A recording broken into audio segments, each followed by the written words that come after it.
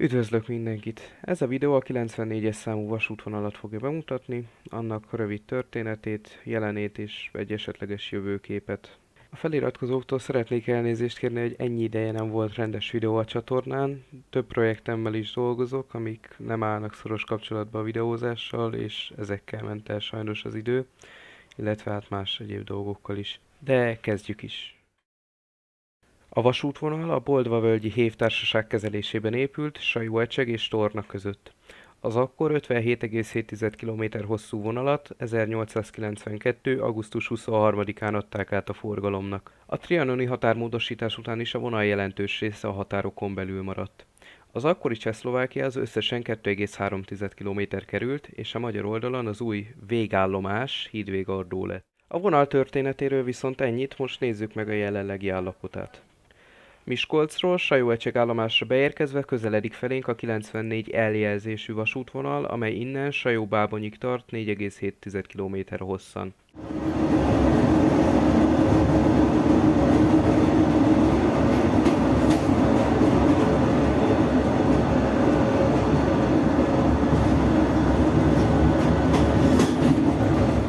A vonal kezdőpontja Sajóecseg állomás, ezt az állomást elhagyva távolodunk el a 92-es vasútvonaltól.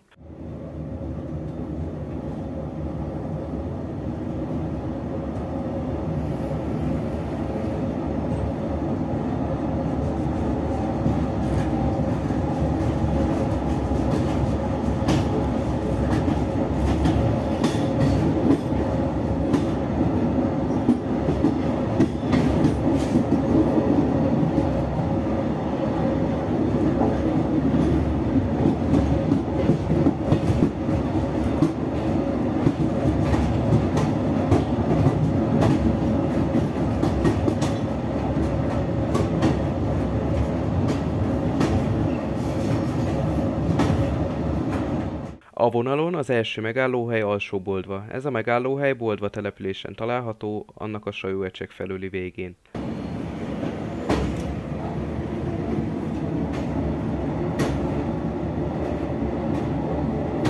Boldva település másik végén található Boldva megállóhely, amely egykoron állomás volt, de ez mára egyre kevésbé látszódik.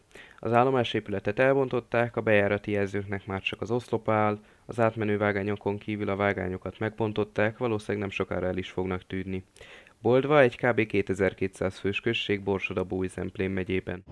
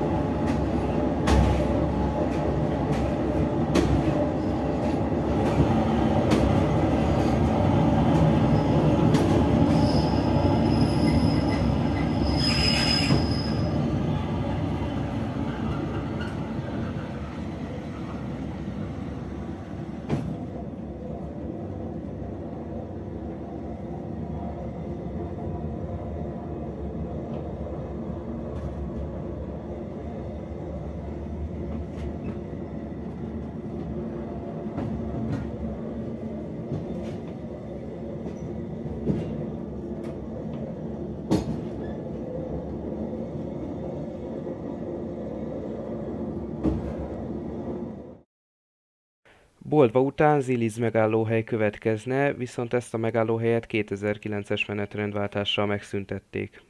A megállóhely a településtől nagyon-nagyon távol esett, így nem sok értelme volt, és még normális minőségű út sem kötötte oda. Így gyakorlatilag borítékolható volt a sorsa. Vonatunk következő megállási hely Borsod-Szirák, amely egy megállóhellyel rendelkezik, és ez a megállóhely a település közepén helyezkedik el. A település kb. 1100 fős. Vonatunk következő megállási pontja Edelény alsó megállóhely, amely Edelényben található egy külső, elkülönülő városrészben. A vonal első állomása Edelény. Ez a város központi részéhez van közelebb, de annak is csak a szélén megy. A városban körülbelül 9000-en laknak.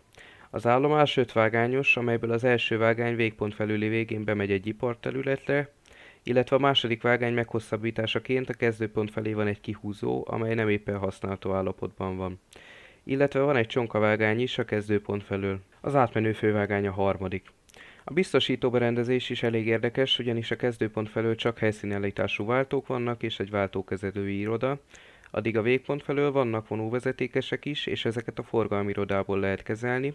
A jelzők vonóvezetékesek, viszont az állomás nem biztosított, ami annyit jelent, hogy a jelzők és a váltók között nincsen szerkezeti függés. A Sajóegység Edelényállomás közt 14,2 km hosszú és 60 km/h az engedélyezett sebesség, amelyet csak kevés lassú jel szakít meg.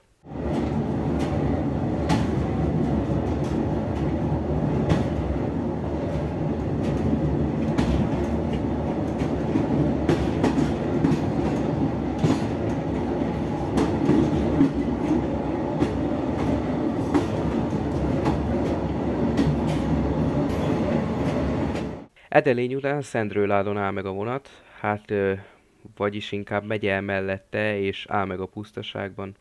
Konkrétan Miskolc felől érkezve megáll a vonat a megállóhelyen, elindul, majd kb. 1 perc múlva elmegy a település mellett közvetlenül. A település maga kb. 2100 fős.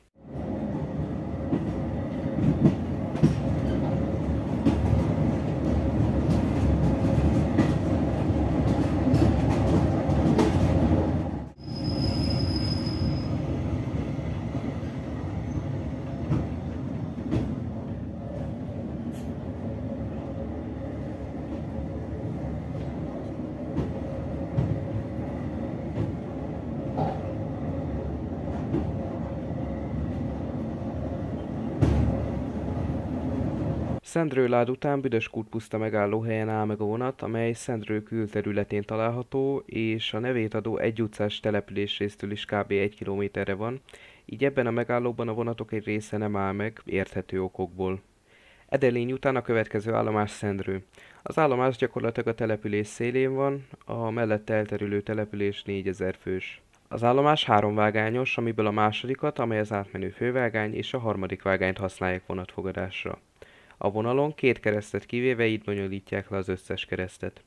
Az állomás nem biztosított, a jelzők fényjelzők, a napi használatú 2 váltó vonóvezetékes. Az Edelény-Szendrő állomás közt 12,9 km hosszú és 60 km/h lenne az engedélyezett sebesség, de ezen a szakaszon már sokkal több lassú jel van, mint az előző állomás közben.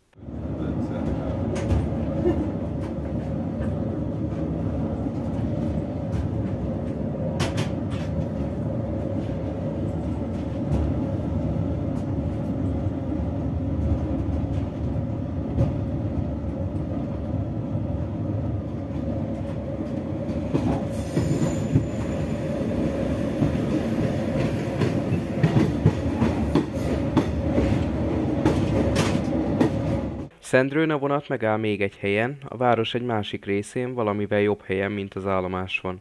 Ennek a megállóhelynek a neve Szendrő Felső.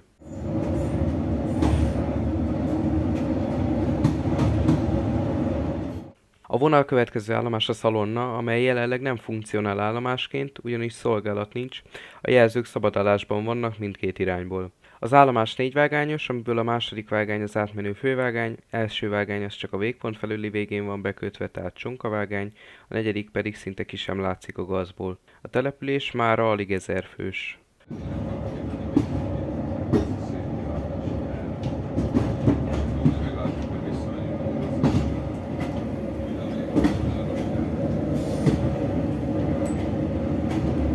A vonal által a következő érintett település Perkupa.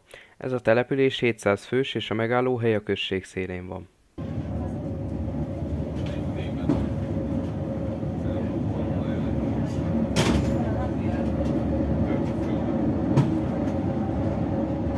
A vonal következő állomása Jósvafő Aktelek, amely még Perkupa közigazgatási határán belül a település külterületén van, viszont ehhez van a legközelebb, de az építésekor a Szín nevet viselte, amitől 2,7 km-re van, ma pedig a Jósvafő Akteleket, amiből Jósvafő 12, míg Aktelek 18 km-re van. Az állomás 4 vágányos, amiből a harmadik számú az átvenő fővágány, másodikat felújították egy kis szakaszon, az első pedig ki van zárva a forgalomból. Az állomáson szolgálat jelenleg nincs, illetve a többihez hasonlóan az állomás nem biztosított.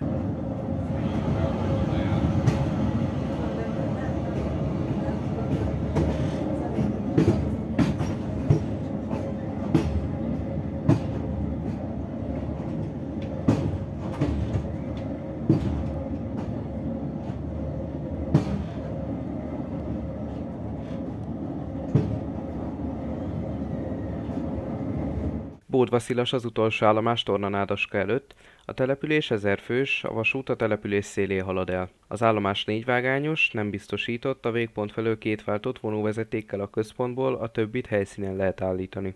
Az átmenő fővágány a harmadik, és erről az állomásról indul ki a 94 K jelű vonal, amely innen Bódvaszilas Mészkőbányáig tart.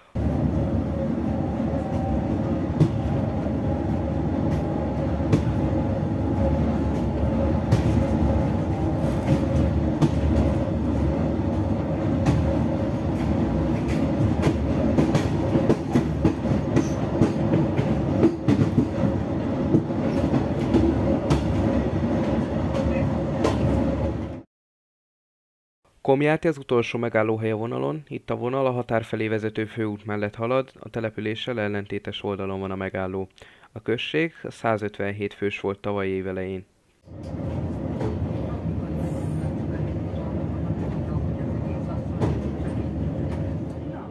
A vonal utolsó állomása Tornanádaska. A község 750 fős, az állomás 3 vágányos, nem biztosított, a kezdőpont felől egy váltó vonóvezetékkel kezelhető, a többi helyszíni állítású. Az átmenő fővágány a második, a körüljárást a harmadik vágányon végzik. A vonatok idáig járnak, mivel csak idáig tudnak. A pálya körülbelül a végpont felüli B jelű bejárati jelzőig lenne járható, amely jelzőnek a vonóvezetéke sincsen már meg. Innen tovább haladva még hídvégardó rakodóhely lenne, amely szinte az országhatár mellett volt megtalálható, a nevét adó településtől 2 kilométerre. De ebből mára semmi nem maradt, így gyakorlatilag csak elméleti síkon létezik még a vonal ezen állomása. Összegezve a 94-es vasútvonal egy 54,5 km hosszú, nem villamosított egyvágányú vonal, melyből csak 49 km-en van forgalom. A vonal összes állomása biztosítatlan, a pályaállapota pedig eléggé tragikus. Most pedig nézzünk még rá a vasútvonal forgalmára. A vonalon alapvetően 2 órás ütem van, de ez csak 9 óra 2 perctől 21 óra 2 percig Miskolc-Tiszai felől, Tornanádaska felől 9 óra 14 perctől 19 óra 14 percig van. Az ütemes menetrend előtt van 3 vonat Tornanádaskáról Miskolcra, illetve Szendrőről Miskolcra egy negyedik.